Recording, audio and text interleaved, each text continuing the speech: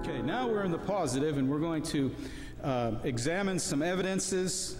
Yes, when I said that I agree with certain aspects, no, we're not in agreement with your conclusion. But let's talk a little bit about some of the reasons, and I think this is why we're here.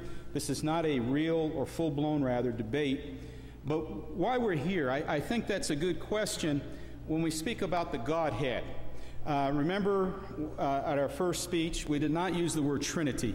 That was something added. That's nomenclature added by our Catholic friends and others.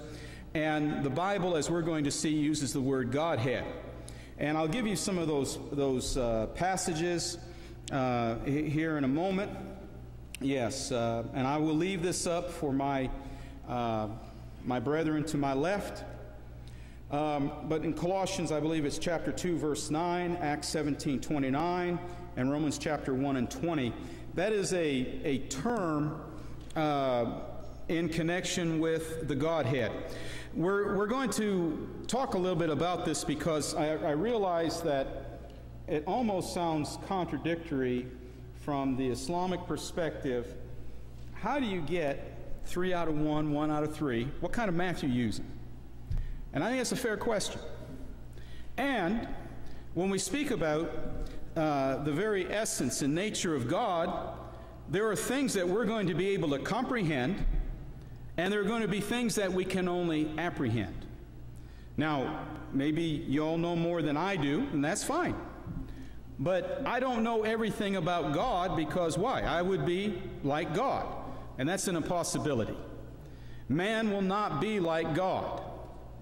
But when it comes to the New Testament, and there is a distinction, we all recognize it.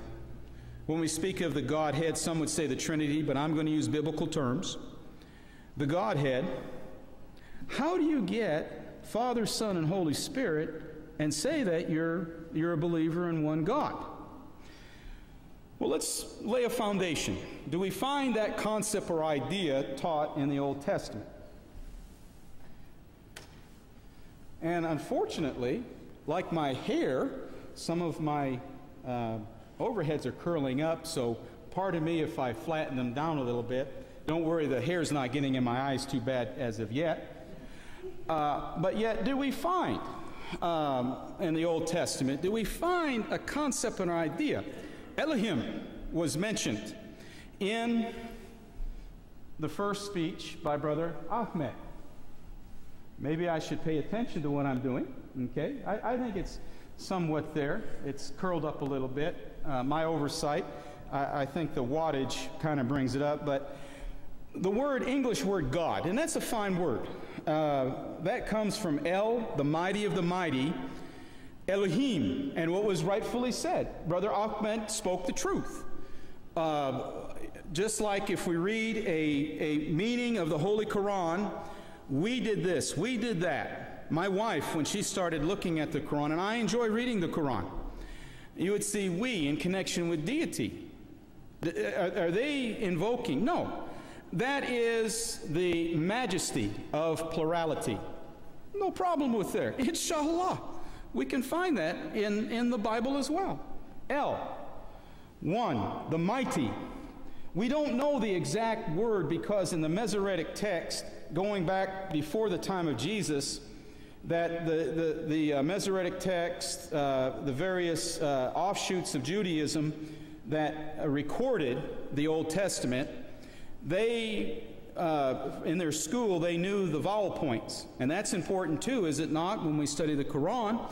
Someone that's like me, an English speaker, when I study, I need to know what? I need to know things like harakat and vowel sounds and the like.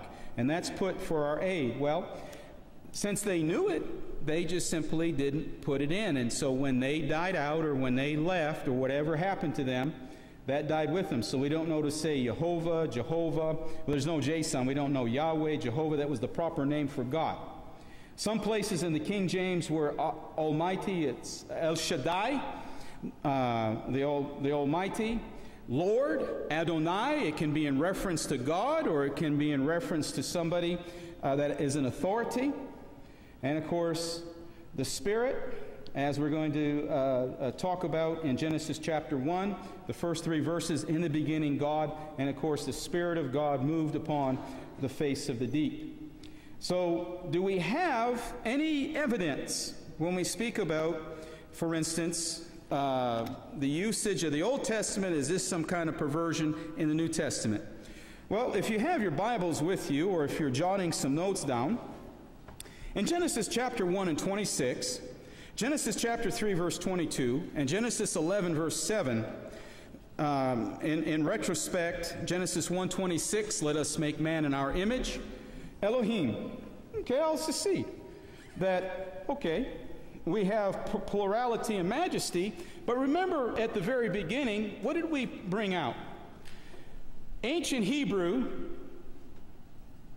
and Arabic are very close. They're a Semitic language. They go from right to left. Now, bear this out and see if my words are true. In Arabic or Semitic languages, in English, 2 or more are plural, correct? But now when we speak about couples or pairs, we have singular, we have pairs, now we have 3 or more. Inshallah, we could say, okay, majesty, plurality, we can see the us. But what has to agree with the noun? And we're going to look at an adjective and a verb. They all have to agree. So the concept of Godhead is found in the Old Testament. The pronouns, now we just say we or us in relationship to the word, but the pronouns are what? Plural. El meaning God or one, God, but in plurality. Now let's just leave it as that, because that's what the evidence points toward. But if it's just simply majesty of plurality, do you see where we're going with this? You got pronouns now. Us, plurality. One God, but in plurality. In Genesis chapter 3, what does God say when Adam and Eve sinned? They become like us. Right? The Tower of Babel. Genesis 11, verse 7. Let us go down and confuse what? The voices, or I should say rather the languages of man. So the Tower of Babel, we understand this. But now let's talk a little bit about a verb. In Genesis chapter 35 and verse 7, I don't know in the English if some of these are translated, but you can look and you can write, and again, the purpose of this is not a full-blown debate. Both sides were, as I said at the very beginning, we're going to present evidence. You're going to make those choices. I'm not going to make them for you. I'm not going to stand before here and tell you what I believe and make conclusions and try to push you on my beliefs. I'm going to show you the evidence. Now let's look together in Genesis chapter 35 and verse 7. And there built an altar and called the place Bethel, house of God, because there God appeared. God appeared. That's a verb. Do we realize, and again, in the English, there's no way to convey that thought, but it goes back to the original. Just like in Arabic, Aramaic, ancient Hebrew, you have one, single, couples or pairs, and then you have a different verb that has to agree with everything. And here's a verb. And that word appeared is, guess what? One, but in plurality. We don't see that in the English. Let's look at another one as an adjective, and I will go on and discuss some other matters as well. In Joshua chapter 24, I think it's verse 19.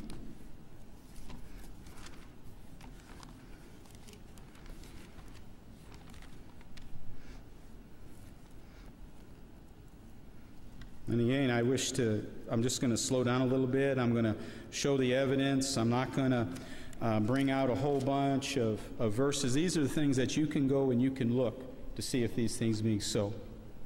Let's talk a little bit about this. That's Joshua 24, verse 19.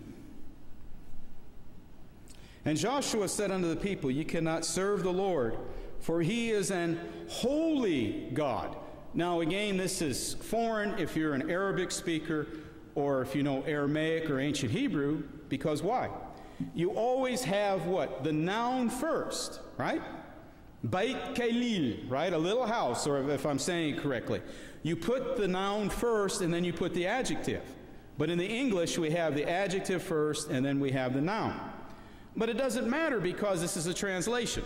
But guess what? One God, and it has to agree. And what do we have? We have a plurality of the adjective along with Elohim. It has to agree. Now, there have been those that had claimed, remember we spoke briefly about the biblical school of criticism by Julian Wellhausen. Of course, there are others that really were the progenitors, or the genesis rather, of that thought. But they actually said that they can't be right because of the accuracy of the Old Testament, and we've brought out evidences that when you have different words for God. And they're translated, and rightfully so.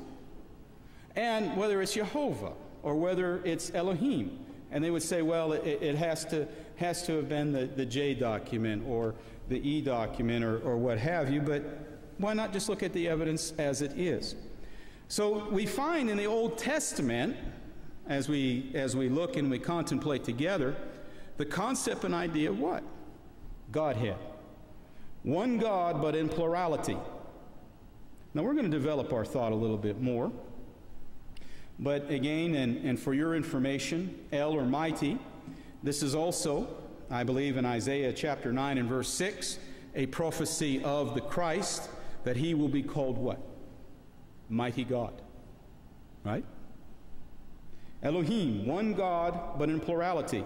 And yes, sure, there's nothing wrong. There's nothing wrong with this majesty of plurality and how the English meaning of the Holy Qu'ran, how that is translated with we or us. But let's not overlook the obvious. The adjective, I've shown you an adjective, verb, pronouns, all have to agree. Now that's not tied together.